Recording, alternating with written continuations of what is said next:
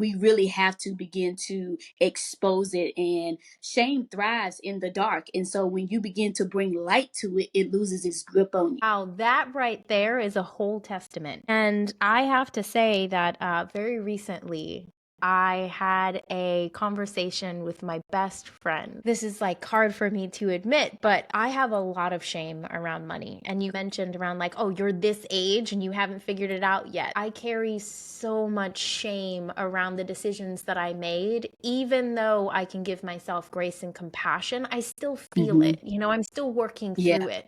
And I recently had a conversation with a friend of mine where I was like, I am terrified to be in a relationship and to open myself up around my money story, the things that Hmm. I've done with my money and where my money is and all the decisions that I've made. I feel so terrified to open Yeah. myself up and be vulnerable with someone around that shame that I carry. And you mentioned putting light on it, that when you put light on it, it doesn't have power anymore. And so my friend actually looked at me and she said, okay, so I want you to have the conversation with me that you're scared to have with someone else. And I had that conversation with Hmm. her and she looked at me and she said, I love you.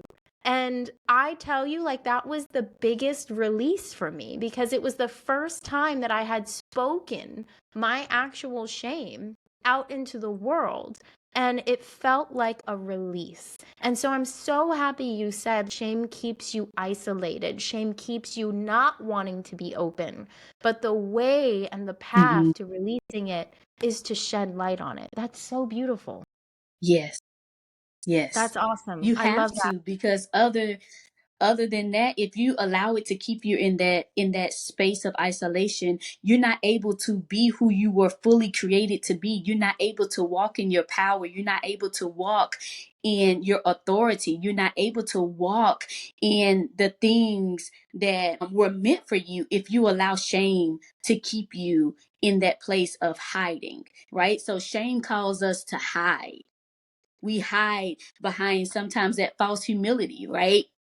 Shame Mhm. keeps us in that place, but the more you speak about it and speaking it in safe places, it's in matters, speaking in safe places where you find safety, where you find comfort, right? And so when we begin to surround ourselves with that community of people who can provide that, and until the muscle is strengthened to where you don't need the community as much as you have, it's like, man, I found my stride, I found my power, and shame can't tell me anything other than, you know, Yes. shame can't tell me anything, because now I'm walking in my light. I'm walking in my power. I'm walking in who I was created to be.